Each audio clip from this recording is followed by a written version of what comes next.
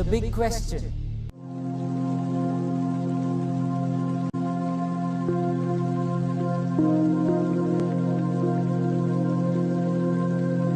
Friends, మీరెప్పుడైనా ఒక నిశ్శబ్ద సాయంకాలంతో ఒంటరిగా సంభాషించారా? పొడవాటి నీడలా నేలంతా పరుచుకుంటున్న పగటిని పలకరిస్తూ, గుండె నిండా చల్లగాలుల గుసగుసలు నింపుకుంటూ వేగంగా రంగులు మారుతున్న ఆకాశం వైపు చూశారా?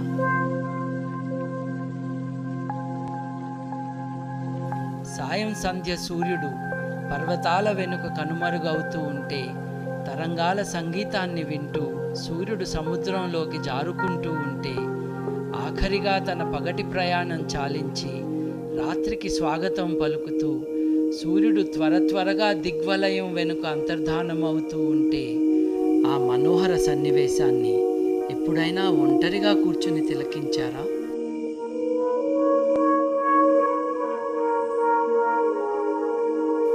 రాత్రి విస్తరిస్తూ ఉంటుంది. చీకటి గుడారంలా ఉన్న ఆకాశం మనకు ఏవో రహస్యాలు చెప్తూ ఉంటుంది. రోజూ మనల్ని సమ్మోహనపరిచే ఈ రాత్రి సౌందర్యాన్ని మీరెప్పుడైనా ప్రశాంతంగా వీక్షించారా?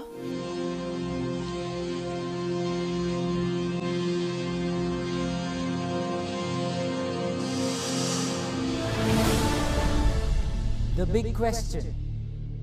విశ్వం అంటే అబ్బురపడతారు కొందరు. తన్మయత్వంతో కథలు కావ్యాలు రాస్తారు మరికొందరు. విశ్వంలో ఉన్న ఒక వస్తువుకి ఇంకొక వస్తువుకి, ఒక సంఘటనకు ఇంకొక సంఘటనకు ఉన్న కార్యకారణ సంబంధాలని వెలికి తీస్తారు మరికొందరు. విశ్వం రహస్యాలని కనుక్కోవటం అంటే విశ్వంలోని నియమాలను అర్థం చేసుకోవటమే. ప్రకృతిలోని నియమాలను తెలుసుకోవటం అంటే విశ్వంలోని లయను అంటే కాస్మిక్ రిథంను తెలుసుకోవటమే. ఇది మనిషికి తెలిసిన అన్ని కళల కంటే గొప్పది, అందమైనది. ఎందుకంటే వాస్తవంలో సత్యం ఉంది, సత్యంలో సౌందర్యం ఉంది. The truth of it's beauty is the beauty of it's truth.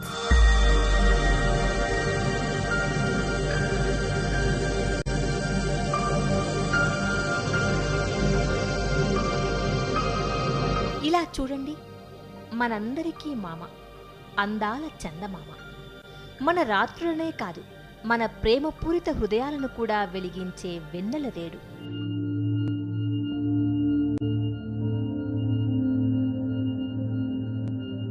ఈ గ్రహాలను చూడండి. అలా అనంత సంచారం చేస్తున్న ఈ గ్రహాల చుట్టూ మన పురాణాల్లో ఎన్ని కథలో కదా. మన ఆశలకి, మన భయాలకి, ఈ గ్రహాలకి ఒక విడదీయరాని బంధం కూడా ఉంది కదూ. మరి అనంతమైన ఆకాశమంతా అల్లుకున్న ఈ చుక్కల సంగతి సరే. మనం నిశ్శబ్దంగా నిద్రలోకి జారుకుంటుంటే అవి మిణుకు మిణుకు కళ్లతో మనల్ని చూస్తూనే ఉంటాయి. మనం కళ్ళు నులుముకుంటూ నిద్ర నుండి లేస్తూనే ఈ సువిశాల భూగోళం అందాలను చూసి ఆశ్చర్యపోతాం. నింగిని తాకే పర్వతాలు, నీలి కడల నిగనిగలు, అనంతాకాశ సౌందర్యాలు, రంగురంగుల జీవావరణం, ఇంద్రధనుసు సోయగాలు, రెక్కలతో ఆకాశం అందాలను కొలుస్తున్న ఎగిరే పక్షుల కిలకిలా రావాలు, గ్రహణాల విశ్వనాటకం, ఆశ్చర్యం భయం ఒకేసారి మనల్ని చుట్టుముడతాయి.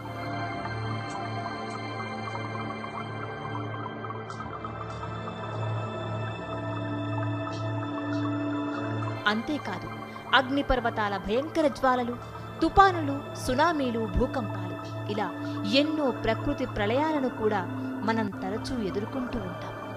ఒక మనిషి తన జీవితకాలంలో మాటిమాటికి చూసే విశ్వనాటకమే ఇది.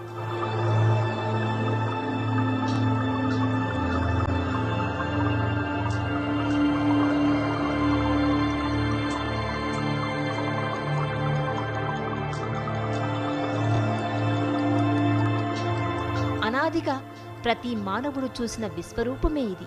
ఏది శాశ్వతం, ఏది అనంతమనే ప్రశ్నలకు కొన్ని జవాబులు కూడా మన పరిశీలనకు జోడవుతున్నాయి. మన కల్పనా శక్తిని, మన ఊహాశక్తిని మేళవించి ఈ అనంత విశ్వాన్వేషణ కోసం హద్దులు లేని విశ్వ సముద్రంలో అడుగు పెడతాం. మన అవగాహన విస్తరించే కొలది సత్యం పట్ల మనలో ఆకలి తీవ్రమవుతుంది. జ్ఞానమే సత్యం కదా. మనం ఇప్పుడు ఓ 100 సంవత్సరాల వెనక్కి వెళ్తాం.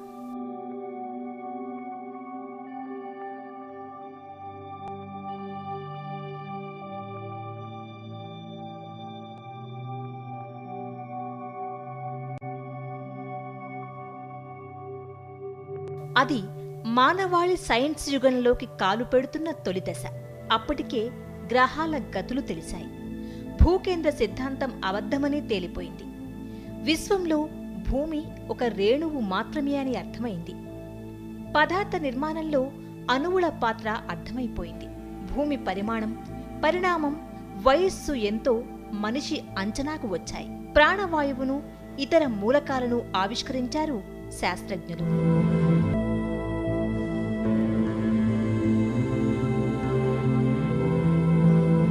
ఎక్స్రే, టెలిఫోన్, రేడియోలను ఆవిష్కరించారు. పక్షుల్లాగే మనిషి కూడా ఎగరవచ్చని చూపించిన తరుణం.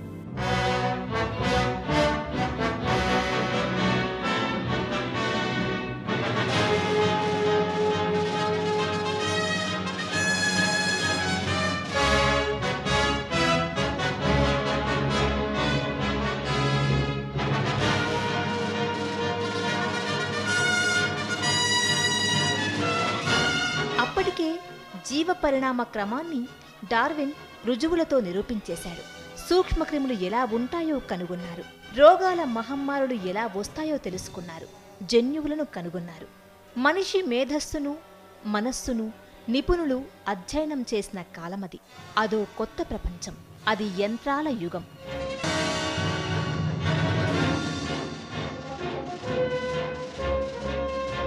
పురాణాలలో, జానపద కథల్లో ఉన్నవన్నీ శాస్త్రజ్ఞులు నిజం చేస్తున్న తరుణం. అప్పటి వరకు వాస్తవమనుకున్న విషయాలు మళ్లీ ప్రశ్నార్థకంగా మారుతున్న సందర్భమది. దేవుని ఉనికి, మతం అవసరం ప్రశ్నార్థకమవుతున్న సమయంలో ఏది సత్యం, ఏది అసత్యం, ఏది మంచి, ఏది చెడు అని అందరూ అలజడితో ప్రశ్నలు వేసుకుంటున్న కల్లోల కాలం. ఈ కాలంలో మరో విప్లవం వచ్చింది. న్యూటన్ తరువాత అంతటి విప్లవం తీసుకొచ్చిన ఐన్స్టైన్ తన సాపేక్ష సిద్ధాంతాన్ని ఆవిష్కరించాడు. శక్తి, పదార్థం ఒక్కటేనని తన E=mc² ఫార్ములాతో నిరూపించాడు. కాలం మరియు ప్రదేశం పదార్థం యొక్క గుణాలను నిరూపించాడు. విశ్వాన్ని మధించివేసిన శాస్త్రవేత్త, తత్వవేత్త ఐన్స్టైన్ అన్న ఒక మాట చాలా ప్రచారంలో ఉంది. మతం లేని సైన్సు కుంటిది, సైన్సు లేని మతం గుడ్డిది అన్నదే ఆ మాట.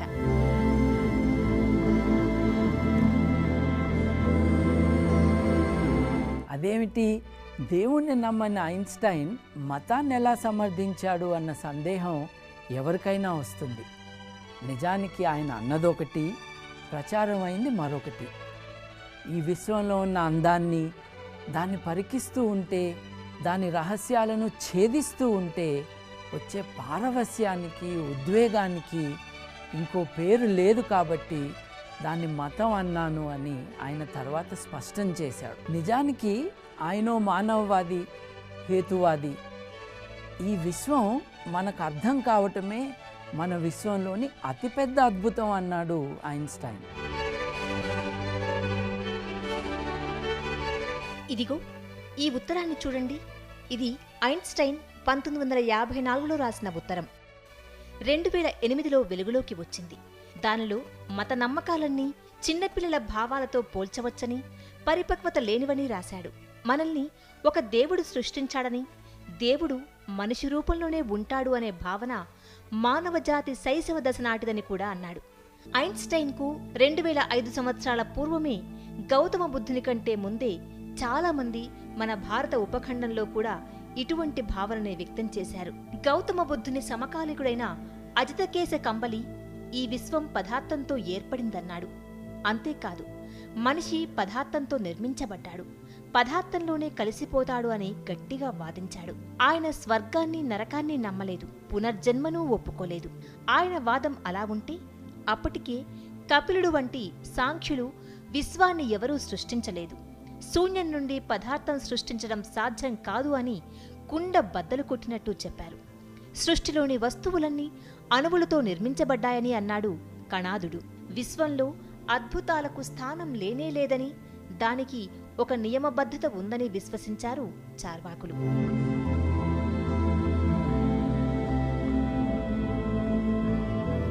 ఈ మొట్టమొదటి శాస్త్రజ్ఞులకు పరికరాలు లేవు. ఈనాడు మనకు తెలిసిన గణితం రాదు, కాని విశ్వం గురించి అనంత కుతూహలం ఉంది వారికి. కుతూహలం ముందు కవిత్వంగా మొదలై సైన్స్గా మారుతుందని చెప్పాడు ఓ తత్వవేత్త. నిజమే కదా. ఋగ్వేదంలో నాసదీయ సూక్తంలో విశ్వ ఆవిర్భావం గురించి ఎంత అందంగా ఆలోచించారో చూడండి. ఏమో, ఎవరికి తెలుసు ఈ విశ్వం ఎక్కడి నుండి వచ్చిందో? ఏమో, తనకు తానే ఆవిర్భవించినదేమో. ఏమో, అలా కూడా కాదేమో. విశ్వం పుట్టిన తరువాత వచ్చారు దేవుళ్ళు. మరి సృష్టి ఎక్కడి నుండి వచ్చింది?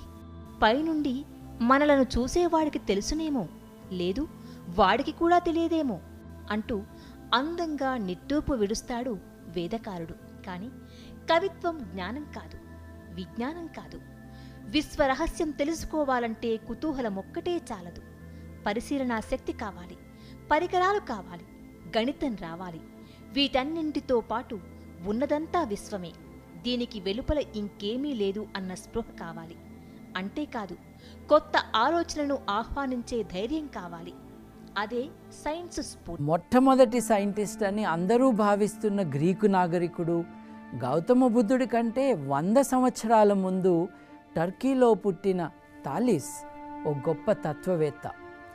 అదే ఆది శాస్త్రజ్ఞుడి స్థానానికి పోటీ పడుతున్న విశ్వమంతా అణువులమయం అన్న గ్రీకు దేశస్థుడు డెమోక్రిటస్ నుండి ఇప్పటిదాకా శాస్త్రజ్ఞులంతా తత్వవేత్తలే. విశ్వ నిర్మాణం తెలిస్తేనే తత్వానికి అర్థం ఉంటుంది. వాస్తవ ప్రపంచ జ్ఞానం లేకపోతే తత్వం పనికిరాకుండా పోతుంది. మతం విషయంలో కూడా ఇదే వర్తిస్తుంది. విశ్వం గురించి అప్పటికీ ఉన్న జ్ఞానాన్ని పరమ సత్యం అని భావించారు ఒకప్పుడంతా. అదే పవిత్ర గ్రంథాల్లోకి ఎక్కించారు. అవి దైవ వాక్కులని నమ్మించారు. ప్రశ్నించడానికి వీలులేదని, ఇది దైవ వాక్కు అని చెప్పి స్వేచ్ఛాలోచనను అడ్డుకున్నారు. మార్చరాని సత్యమని నోరు నొక్కేశారు. భారతదేశంలోనైనా యూరోప్లోనైనా జరిగిందిదే. మత రాజ్యాలు వచ్చాయి. అవి స్వేచ్ఛాలోచన చేసిన వారిని అంతమొందించాయి. విశ్వాన్ని పరిశీలించే ప్రయత్నాన్ని నిరోధించాయి. స్వేచ్ఛాలోచన లేనిది సైన్స్ లేదు, స్వేచ్ఛ లేనిదే సైన్స్ లేదు, స్వేచ్ఛ లేనిదే నైతికత లేదు.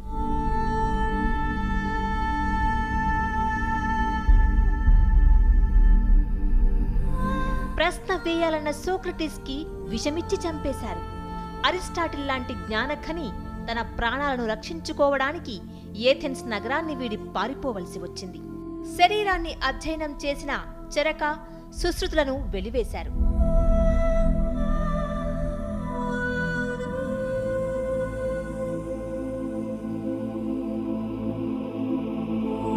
మనిషి అనాటమీని పరిశీలించిన వెసాలియస్ను వెలివేశారు.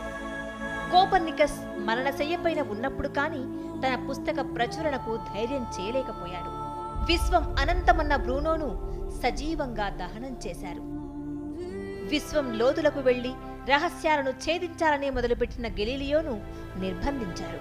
మూఢనమ్మకాలను వీడాలన్న దాబోల్కర్ను కిరాతకంగా అంతం చేశారు. ఇలా ఎంతమందినో.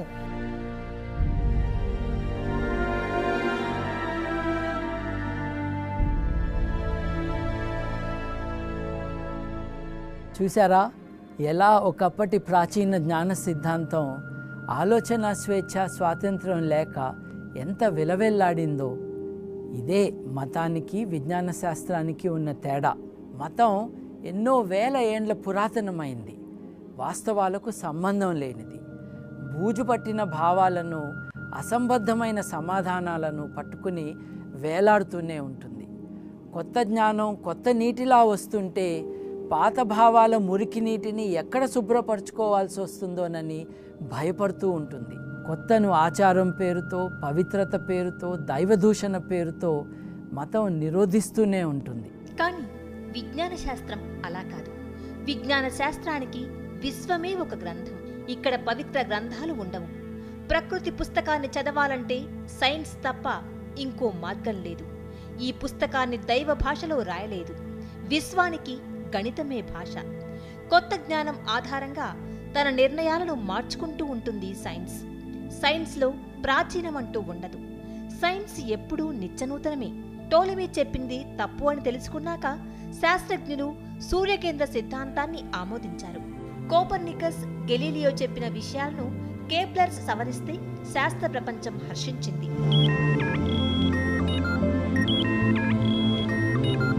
న్యూటన్ కొత్త ప్రకృతి సూత్రాలను ప్రతిపాదిస్తే శాస్త్ర ప్రపంచం సంబరపడిపోయింది. న్యూటన్ సిద్ధాంతాల కంటే విప్లవాత్మకమైన విషయాలను కనుగొన్న ఐన్స్టైన్ను ఆదరించింది. ఇది సైన్స్ యొక్క గొప్పతనం. కొత్త జ్ఞానం ఆధారంగా మన సమాధానాలను మార్చుకోవటమే సైన్స్ పద్ధతి. అదే సైన్స్ బలం. ప్రశ్నలోనే పుట్టింది సైన్స్. ఈ విశ్వం పరిపూర్ణ రూపం ఏంటి? విశ్వం ఎలా పుట్టింది? అసలు పుట్టిందా, అనాదిగా ఇలానే ఉందా? కాలం అంటే ఏమిటి? పదార్థం ఎలా ప్రాణం పోసుకుంది? ప్రశ్న మానవాళికి ప్రాణం పోసింది. ప్రశ్నే మన ప్రగతికి మూలం, ఆధారం. స్వేచ్ఛాలోచన, స్వాతంత్రం, మానవ హక్కులు లేక మన సమాజం గుడ్డిది అయింది, కుంటిది అయింది. 2000 సంవత్సరాల తరువాత ఇప్పుడిప్పుడే తేరుకుంటుంది. ప్రశ్నే మళ్ళీ మనకు దారి చూపుతుంది. ప్రశ్న వేస్తూ కేవలం 400 సంవత్సరాల్లోనే మనిషి ఎటువంటి విశ్వాన్ని ఆవిష్కరించాడో చూద్దాం. నాతో రండి. దేవుడు ఆవిష్కరించిన విశ్వరూపం గొప్పదా? మనిషి అర్థం చేసుకున్న విశ్వం యొక్క రూపం గొప్పదా? మీరే తేల్చుకోండి.